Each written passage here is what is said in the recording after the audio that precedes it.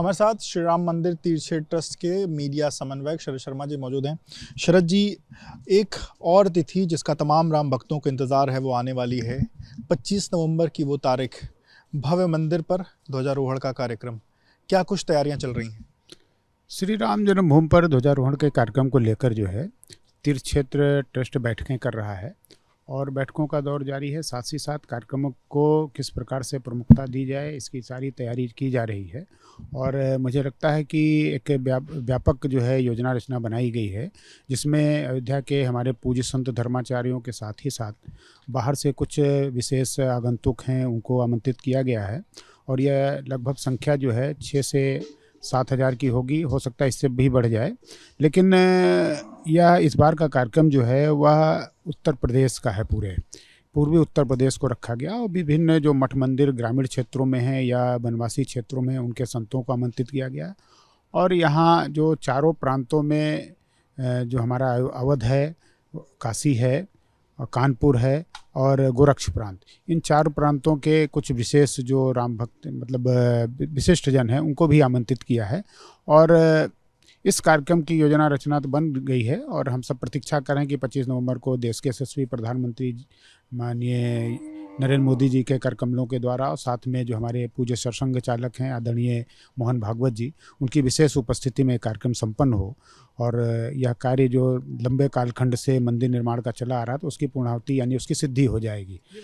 ये जो अलग अलग गेस्ट आमंत्रित किए गए, क्योंकि हमने पिछली बार देखा था तमाम वीवीआईपीज आए थे, पर इस बार जो अलग अलग कैटेगरीज के गेस्ट हैं, इन लोगों का एक तरीके से इनको चयन कैसे किया गया है, इसको लेकर क्या प्रक्रिया का पालन? देखिए, चयन की प्रक्रिया जो है वो हमारे जो जिला स्तरीय समितियां हैं, विश्व हिंदू परिषद की हो, संघ परिवार, उन्होंने चयन किया है कि हमारे जो संघ परिवार के अंतर्गत विभिन्न संगठन हैं उनके जो लोग हैं वो, और साथ ही साथ जो है हमारा जो धर्माचार संपर्क विभाग है उसके माध्यम से जो है संतों का चयन, कि ग्रामीण क्षेत्र में अगर रहने वाला संत है, चाहे वो शिव मंदिर हो, चाहे वह हनुमान जी का मंदिर हो या दुर्गा जी का मंदिर हो या जो भी है वह अगर केंद्रित है वहाँ पर, तो उनको भी आमंत्रित किया है। उसी प्रकार से वनवासी क्षेत्रों में दूर दराज रहने वाले लोगों को जानकारी नहीं है कि अयोध्या में जो है किस प्रकार से पहुँचा जाए, कैसे जाया जाए, तो वो वहाँ के स्थानीय जो लोग हैं उनको आमंत्रित किया उन्होंने और उनकी एक लिस्ट बनाई। उसके बाद जो है सबको यहाँ पर व्यवस्था लाने की की गई। 24 को ही आ जाएंगे?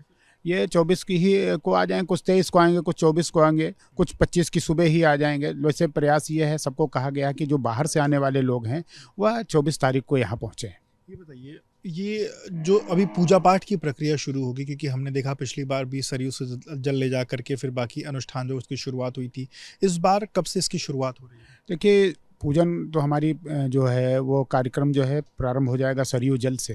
सरयू जल में कलश यात्रा निकलेगी, वहाँ से लेकर निकाली जाएगी और हमारी जो माताएं बहनें हैं उनके हाथों में कलश रहेगा। और यह कार्य जो है 20 तारीख को 2:30 बजे उनको आमंत्रित किया गया है, यानी 2:30 पर, और सायंकाल 4 बजे तक पूजन वहाँ पर संपन्न हो जाएगा। कलश में जल हो जाएगा, वहाँ पूजन होगा। उसके उपरांत इस कलश को यात्रा के रूप में ले जाएंगे हम मंदिर में और वहाँ पर फिर 21 तारीख से लेकर 25 तारीख तक नित्य जो है पूजन का क्रम चलता रहेगा। 25 को पूर्णाहुति हो जाएगी। उस दौरान जो है हमारी जो यज्ञशाला है उसमें अनुष्ठान का कार्यक्रम होगा, चाहे वह जो है वैदिक मंत्रों के द्वारा जो है हवन पूजन का, या जो भी हमारी जो प्रक्रिया है पूजन की उसको हमारे जो वैदिक विद्वान हैं उनके द्वारा किया जाएगा। इस जो पूजन होगा जो 21 से 24 तक या 25 तक, इस पूजन में कौन लोग हिस्सा ले रहे हैं, यजमान कौन बन रहे हैं, इसको लेकर के अभी कोई जानकारी? देखिए, यजमानों की जहाँ तक संख्या है इस पर जो है ट्रस्ट ही बताएगा और ट्रस्ट के हमारे आदरणीय चंपत राय जी जो हमारे महासचिव हैं या जो इस पूजन पद्धति से जुड़े हुए लोग हैं उनके द्वारा ही जानकारी प्राप्त होगी। क्योंकि 6 मंदिर हैं अंदर जो परकोटे के अंतर्गत, उसमें भी पूजन का कार्यक्रम होगा और साथ ही साथ एक प्रमुख मंदिर जो हमारा श्री राम लला का है, वहाँ ध्वजारोहण को उसका भी पूजन का कार्यक्रम। तो इस प्रकार से 7 स्थानों पर पूजन की प्रक्रिया चलेगी।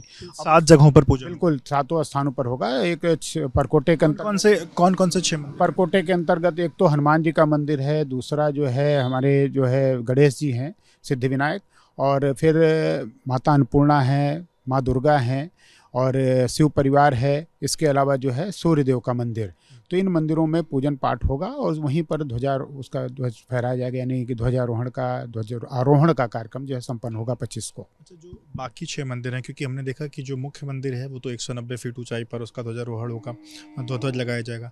बाकी जो मंदिर हैं उनके ध्वजारोहण कितनी ऊंचाई पर हो, क्या इसको लेकर के भी कोई जानकारी सार्वजनिक? देखिए, जो कार्यक्रम है ये सारा जो है हमारे जो निर्माण समिति के अध्यक्ष हैं आदरणीय निपेन मिश्र जी, उनके मार्गदर्शन में, और साथ ही साथ जो है जो भी ध्वजारोहण का कार्यक्रम है उसकी अपनी रूपरेखा बनाई गई है और वो सारे जो है एक परिपक्व लोग हैं उनके द्वारा किया जाएगा। इसमें सेना का भी सहयोग लिया गया है और साथ ही साथ जो कार्यदायी संस्थाएं हैं, चाहे वो एल&टी हो, चाहे वह टाटा हो, चाहे वह जो है ये अपना सोनपुरा ग्रुप है, इन सब के संयुक्त जो है समन्वय के साथ जो है इस कार्यक्रम को रखा गया है ध्वजारोहण का। तो जैसे 190 फीट ऊंचाई पर होना है ध्वजारोहण, इसकी प्रक्रिया क्या है? क्या व्यक्ति इसको करेंगे, मशीनों का इस्तेमाल होगा? अभी कोई जानकारी अभी ये जानकारी प्राप्त नहीं हुई है, ये जानकारी नहीं है। फिलहाल सेना का पूरा सहयोग लिया जा रहा है और इसमें सेना जो है पूरी तत्परता के साथ, पूरी निष्ठा के साथ लगी हुई है किस प्रकार से 190 फीट ऊंचे ध्वज को फहराया जाए।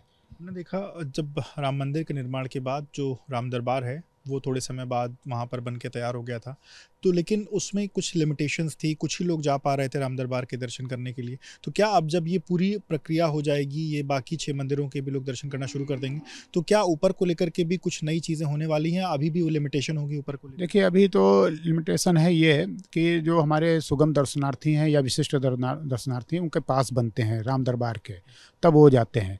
आम लोगों के लिए खोलने का भी काफ़ी उस पर मंथन चिंतन कर रहे हैं और चूँकि संख्या रहती है 70 से 80 हज़ार लोग प्रतिदिन दर्शन कर रहे हैं रामलला का, तो राम दरबार का जब दर्शन खुलेगा तो किस प्रकार से उनको ले जाया जाए ऊपर, किस प्रकार से उनकी निकासी हो, ये सारी व्यवस्थाएं जो हैं होंगी और निर्माण समिति जो है उस पर ध्यान दे रही है। अभी चूँकि एक सीमित दायरा है, ऊपर चूँकि 40 सीढ़ियाँ हैं, उन 40 सीढ़ियों को चढ़ने की प्रक्रिया, उसके बाद उतरने की क्या स्थिति हो सकती, तो इस सारे विषयों को ध्यान में रखते हुए निर्माण समिति इसका निर्णय लेगी। उसके बाद सुरक्षा मानकों को ध्यान में रखते हुए इस पर अभी जो ये आपने बताया कि सुगम दर्शन है, विशेष दर्शन है, इनको मिला करके लगभग कितने लोग एक दिन में ऊपर राम दरबार का दर्शन जो है मुझे लगता है लगभग 5000 से अंदर जो है वो लोग नृत्य कर रहे हैं और इसके पास जो बनते हैं विभिन्न स्लाटें जारी होती है और उन स्लाटों के अंतर्गत जो है उनके दर्शन होते हैं। जब 22 जनवरी के बाद तमाम लोग आए रामलला के दर्शन करने के लिए, पर अब जब ये 25 तारीख का कार्यक्रम हो जाएगा, इसके बाद जो भी लोग यहाँ पर आएंगे उनको क्या कुछ नया राम मंदिर में मिलने वाला, इस पूरे परिसर में मिलने वाला, क्या कुछ नया वो लोग दर्शन करने को पाएंगे? देखिए, अब जो आएंगे लोग उनको परकोटे का दर्शन होगा, जो इन देवी देवताओं के मंदिर स्थापित हो जाएंगे। अभी ये सबके लिए प्राण प्रतिष्ठा तो हो गई, लेकिन प्राण प्रतिष्ठा के उपरांत जो है, जो ये हमारे परकोटे के अंतर्गत मंदिर थे, इनके दर्शन नहीं हो पा रहे थे। नित्य वहाँ पर आरतियाँ हो जाती थी, उसके बाद पुजारी ही वहाँ पर रहते थे। लेकिन अब जब ये सारा कार्य हो जाएगा तो वहाँ पर जो है जो आम दर्शनार्थी उसको भी परकोटे के अंतर्गत परिक्रमा करते हुए जो है दर्शन प्राप्त होगा। तो इसकी प्रक्रिया चल रही है और मुझे लगता है 25 के बाद जो है ये प्रारंभ हो जाएगा और ये हम सब जो है सौभाग्यशाली हैं, हम सब बड़े आनंदित हैं कि इस परिसर में जो है 6 देवी देवताओं के अन्य मठ मंदिरों के भी दर्शन हमको प्राप्त होंगे। सवाल, ये सबके दर्शन 25 की शाम से या 26 से शुरू हो पाएंगे? अब दर्शन का जो अभी तो 25 को कार्यक्रम हो जाए ध्वजारोहण का, उसके उपरांत जो है जैसा आदेश मिलेगा उस प्रकार की प्रक्रिया यानी शुरू हो जाएगी और मुझे लगता है कि 26 के बाद ही दर्शन सुलभ होगा। बहुत बहुत शुक्रिया बात करने के लिए। तो आप शरद जी को सुन रहे थे, जिन्होंने बताया कि क्या नई चीज़ें 25 तारीख के बाद जो तमाम श्रद्धालु यहाँ पर आएंगे उनको यहाँ पर दर्शन करने को और उनको क्या नई चीज़ें यहाँ पर देखने को मिलेंगी। कैमरा प्रेम सिंह के साथ विवेक, एबीपी न्यूज़, अयोध्या।